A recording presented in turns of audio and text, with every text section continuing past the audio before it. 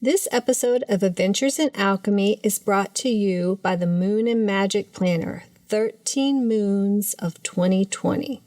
Plan on magic for 2020. Magic just doesn't happen. You have to plan on it.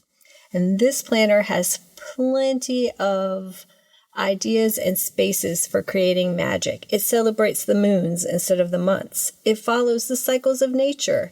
It has pages to share your word of the year, your intentions, and oracle reading for the year. It also has spaces for your incantations, full and new moon rituals, working with waxing and waning moon energy, planner pages to script out your best year, and weekly pages that include the oracle of the week, along with magical notes, spells, and recipes that you may be working with, or experiments, right?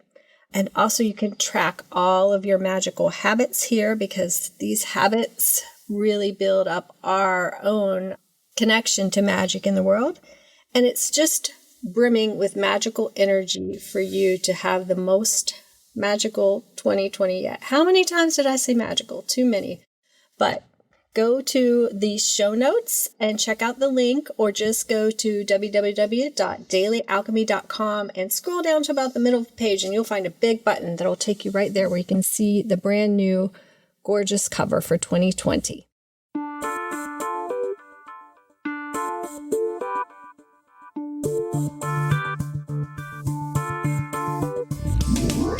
Hi, I'm Michelle Martin Dobbins, the creator of dailyalchemy.com and the Moon and Magic Planner. Welcome to another episode of Adventures in Alchemy, where we share tips, techniques, and true stories to support you in using magic, witchcraft, and alchemy to right wrongs, heal generational wounds, create synchronicity, and re-enchant your world. I charm this podcast episode to be of service, to allow divine ideas to come through, and to bring value to all who listen. Now, on with the show. All right, guys, today we are going to talk about Magic 101, the daily practice. The daily practice is not glamorous and glorious and like really out there, like doing some crazy, fun, elaborate ritual. But what it is life-changing, right? It doesn't maybe seem like it at first.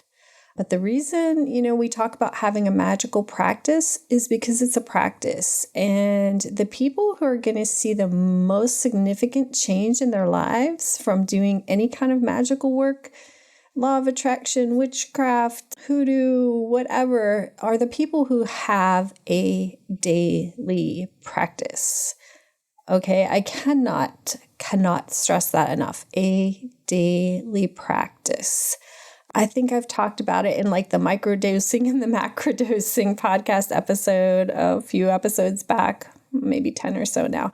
But, there are times for like big magic rituals, and I more and more like to do things for the more pagan holidays, the circle of the wheel, just because they feel more nature oriented and they're a great time to get back in touch. But if you just do rituals and you just celebrate holidays, then you're kind of like the Christian who only goes to church on Christmas and Easter, right? Like, what are you going to get out of it? You might get something out of it, and it might be a really good day and a profound experience doing those rituals. But what really, really, really makes a difference is, how many reallys was that?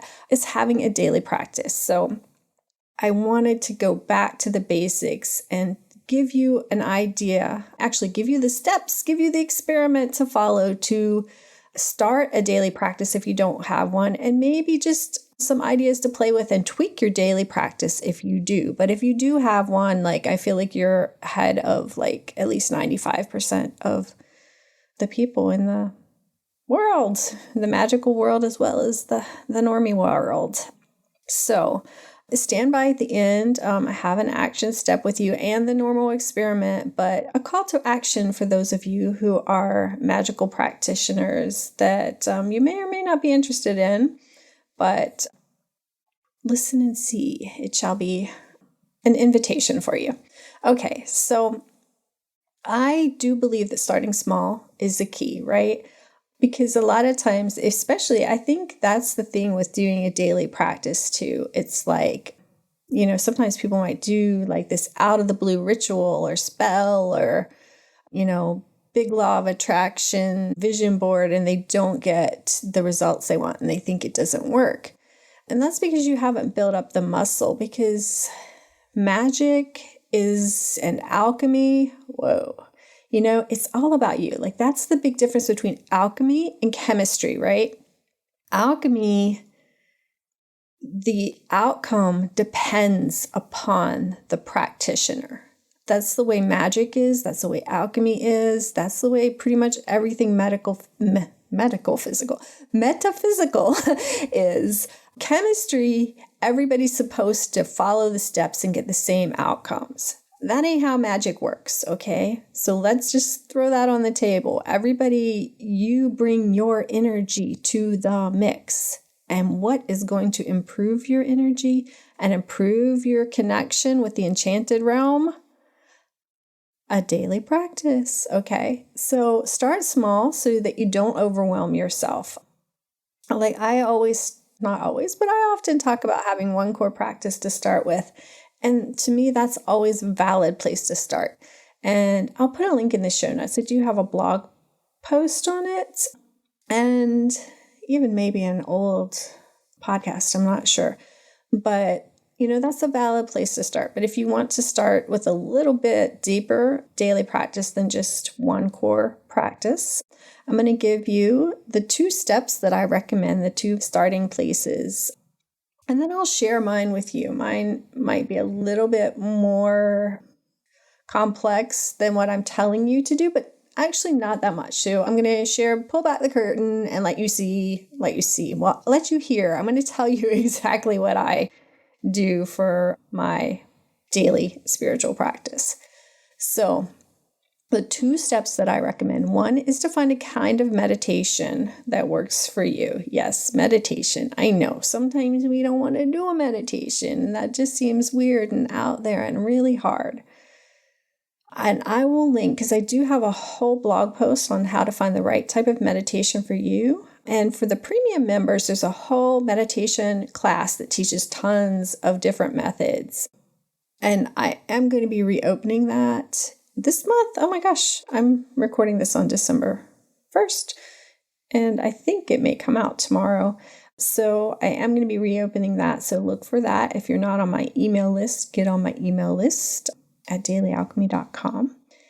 And so there's a lot of different resources on like so many ways that you can meditate, right? And if you're like one of those people who are like, I cannot sit still for 5 minutes, that's fine. You can do moving meditations, right? You can do like Kriya yoga meditations that are like slow motion movements.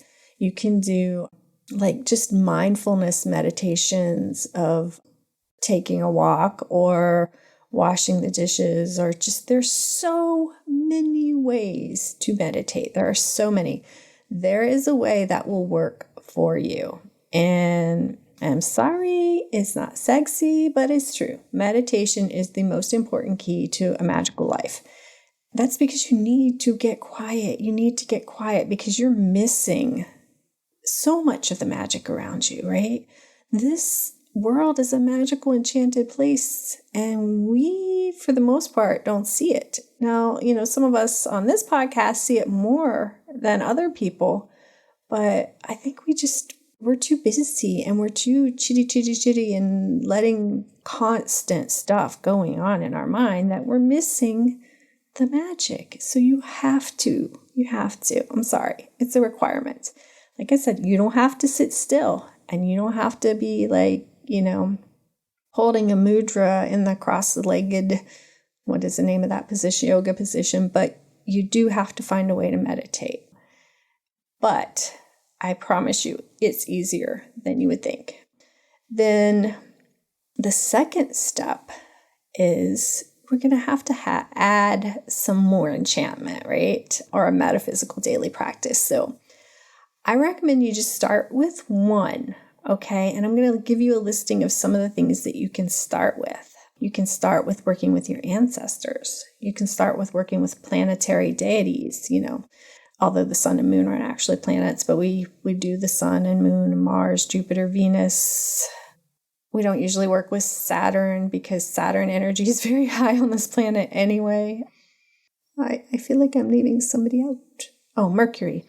And a lot of people will look maybe for sun, moon, Jupiter, Venus are, I think, like the ones that are more conducive because, the sun is that kind of masculine energy of the sun. And then we have the feminine energy of the moon. And those are really easy to work with. And also Venus, that love energy, that relationship energy, that's another one that's really easy to work with. And Jupiter is like that great big grandfather, like that wealthy grandfather who wants to help you out, but will also give you a little good nudge of what you need to do. And so those are some really fun to play with. Another that you can choose to work with is archangels, animal guides. You may have a spirit animal guide. And one of my other favorites is plant helpers. So I recommend just picking one of those to start with if you're new to this and you don't already have a practice with different things. So just pick whatever sounds most intriguing to you, or, do a little bit of divination around it and see what you're called to. If you need help setting up your daily alchemy practice with finding kind of some guidance on what meditation works for you and what type of thing to work with and setting it all up. If you're really new to this and you want some guidance on that, I'm going to be doing some sessions. So I'll put a link in the show note to that if you want to purchase a one-on-one session with me to have me you talk to me and let me know more about yourself, and we can help design your daily magical practice to start with and then check in on it after 30 days or so and see how it's going.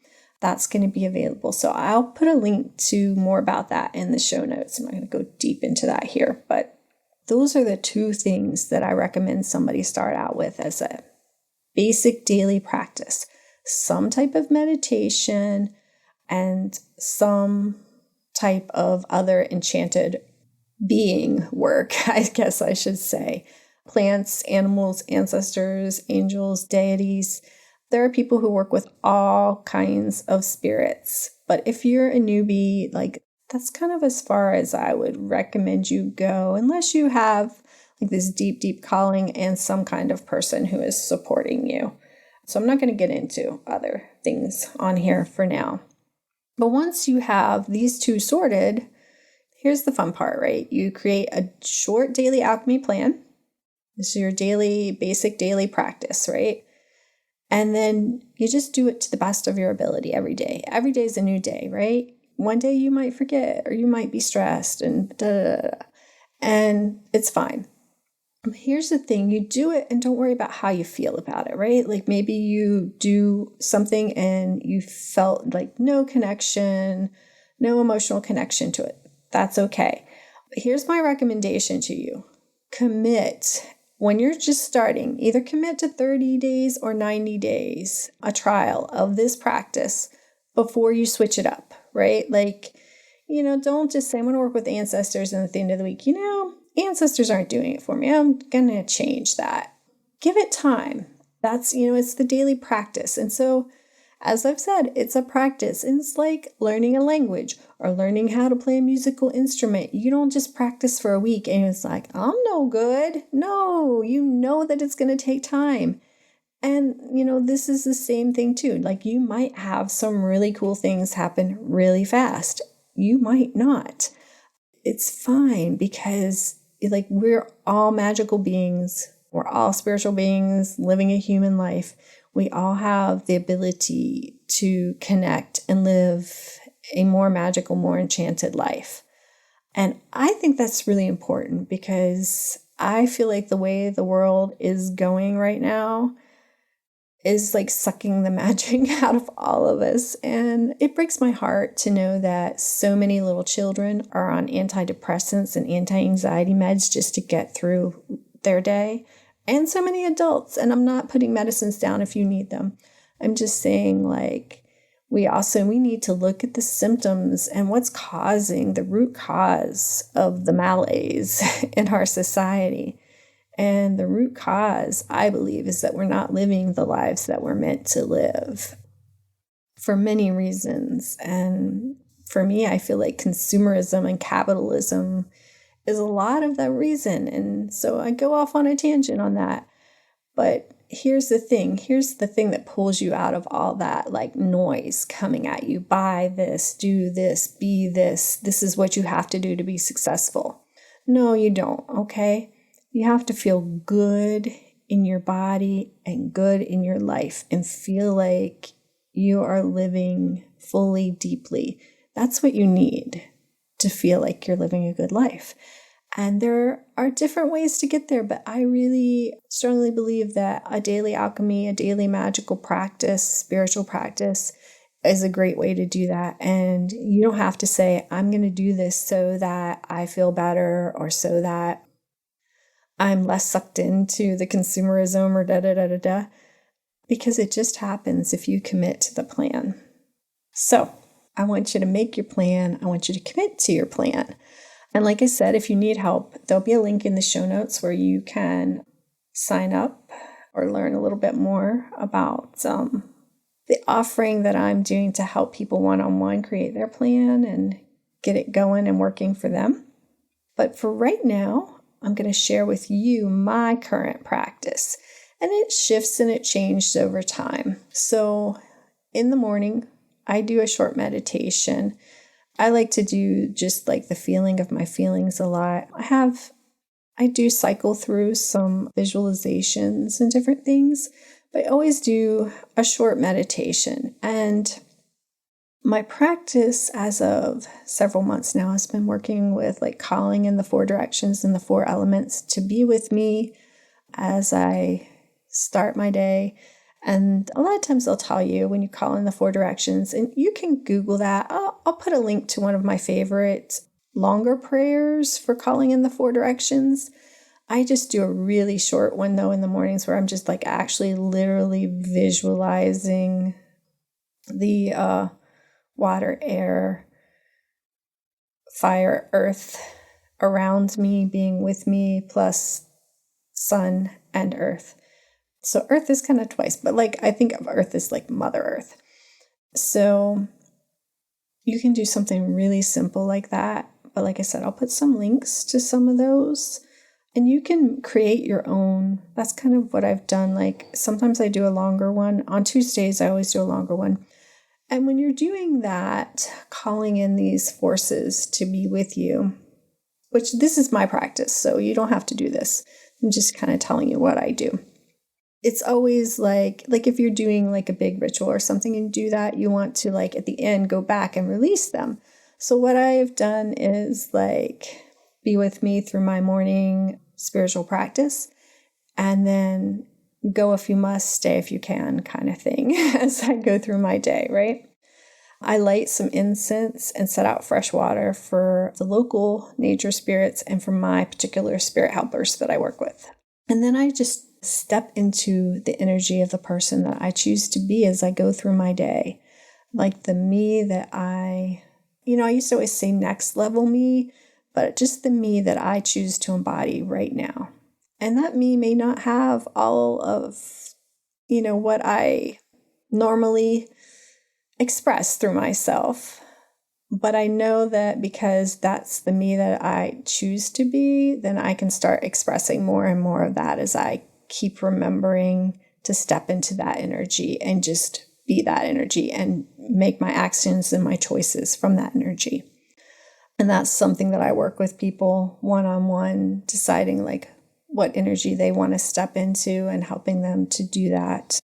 And that's another thing that I'll be starting to do again this month or next month. So if you're not on the email list, you can do that. So, and then as I go through my day, I just try to trigger myself to remember to focus on the magical in the mundane. And I like to put that energy out and choose as I'm stepping into each new part of my day, choose to do it from that energy of the person that I'm choosing to be.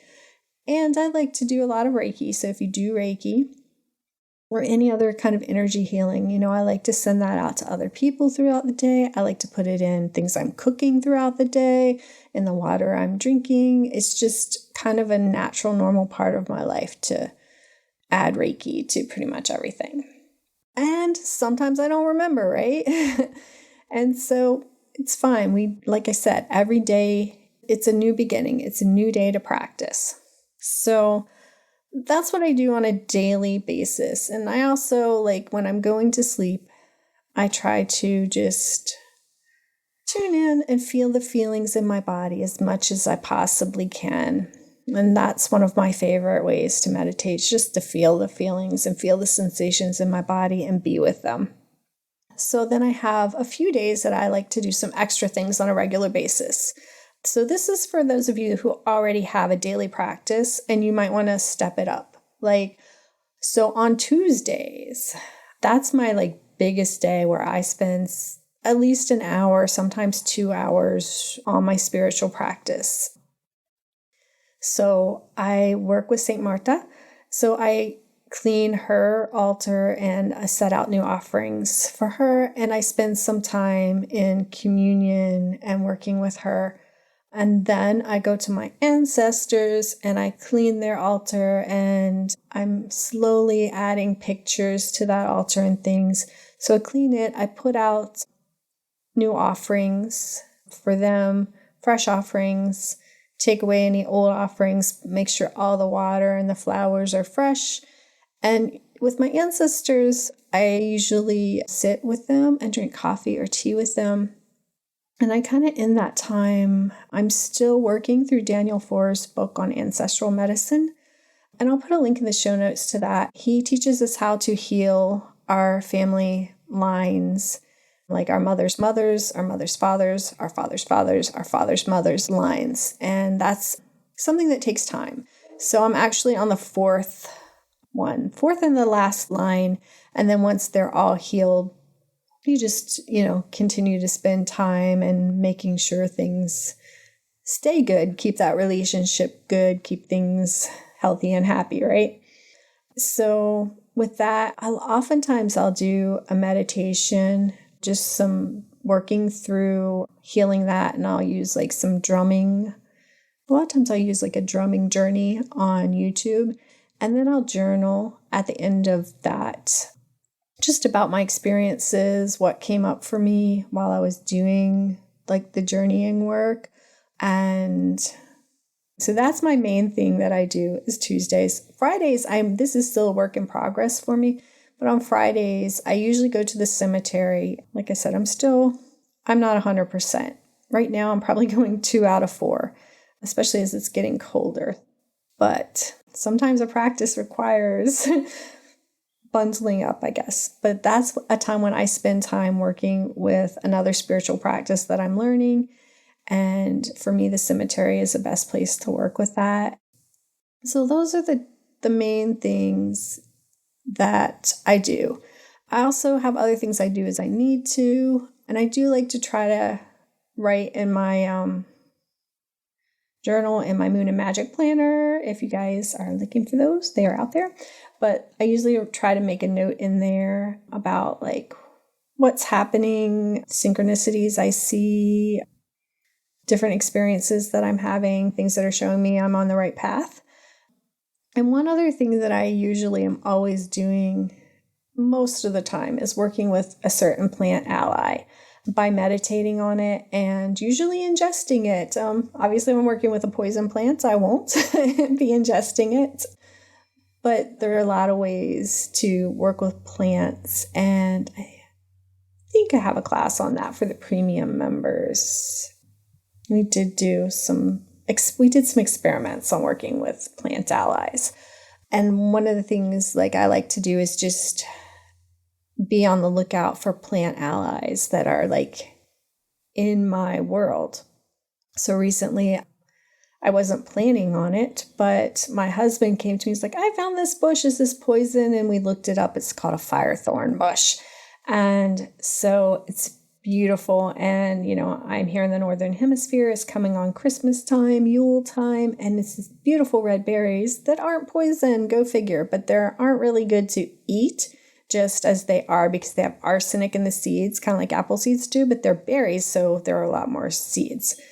But I did find that I could pick them and I could make jelly with them. So over the holiday, the Thanksgiving break that my children had, my husband and I picked the berries, and then I took them to my mother's house, and my mother and my daughters and I made them into jelly. And so it's just lovely because I have this beautiful jelly now, and I have always been told, and it seems really significant to me, like if something shows up where you live, a plant, that it probably has some medicinal or spiritual qualities that you need in your life. So I'm getting excited to take in this jelly over the winter months and experience the energy of it, because it just like we had never noticed it. And believe me, I'm always out looking at the plants behind my office. So how I missed it, I don't know. And my husband missed it too. And he's usually pretty astute in his observations. So it's like it just appeared there for us. And so I feel like it's going to be a really healing thing for us this winter. So that's one way when you're looking for like what you need to add to your spiritual practice. Usually it will come to you. Like the answer, it's one of those things asked and answered. A lot of times the answer is there to some of these questions about like what to work with if you just look. It's like, hello, knocking on your door. So let's bring it back around to what your experiment is. Remember, you don't have to do everything. I've given you a lot of like little leads, right? A lot of little ideas. And you don't have to do all of this. Please don't try to do all of this, especially if you're new, right?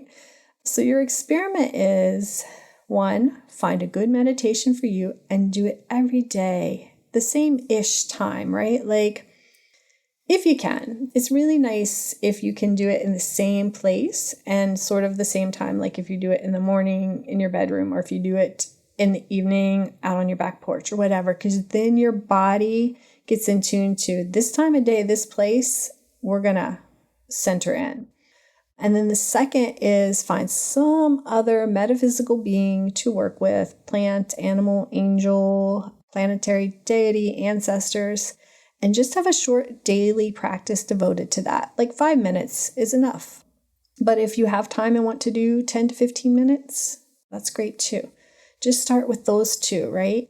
And that's enough to bring magic into your life if you do it as a regular practice and you are patient and you give time for these seeds that you're planting to manifest, right? So I did tell you that I was going to talk to you about another action step. If you feel called and you would like to share your experiences with magic or your daily practice, and even this is something that I really want to add to this podcast, is to share other people's stories. I share my stories a lot, but I'm one person. And I've interviewed people in the past, and I would like to do more interviews, but what I really want to do is talk to people like me, right? Not necessarily exactly like me, but, just your average person who has a spiritual, magical, alchemy, witchcraft, hoodoo, whatever kind of spiritual practice you have. And if you would like to share like what kind of benefits you've gotten from your practice, what your practice is, just to inspire us all, because I just shared with you kind of what my daily practice is. And along the lines, I've shared some of the things that have happened to me through my practice. But I just think it would be beneficial and lovely for us all to hear more stories and not just my story. So if you have a story to tell, if you want to talk about your magical practice, I would so love to have you on the podcast. So what I want you to do, and you can look at this in the show notes too, but you can just reach out and email me at mmdobbins@dailyalchemy.com. Or if you go to dailyalchemy.com and you click the little envelope circle on the bottom, it will take you to where you can email me. And then in the subject line, just put podcast. I am slow with email, I will admit, but I will get back to you, and hopefully sooner rather than later. It may take me a few days. I would just love to have the opportunity. So if you feel called to do this, even if you're somewhat new, people would love to hear, like, I did this for a month and this is what happened, because we're all on different planets. Or I've been doing this for 30 years and these are some of the things that happened. Wherever you are along your magical journey, I would love to hear your story and be able to share it with each other. And if you want to do this, but you really want to keep your identity secret, you don't even have to use your real name if you don't want to. You can if you want, you don't have to if you don't want to. So I'm really looking forward to sharing some stories of other magical practitioners on the show. All right, so until next time, let's be change-making descendants, future exalted ancestors, and live magically in the now. All right, big love, and I will talk to you soon.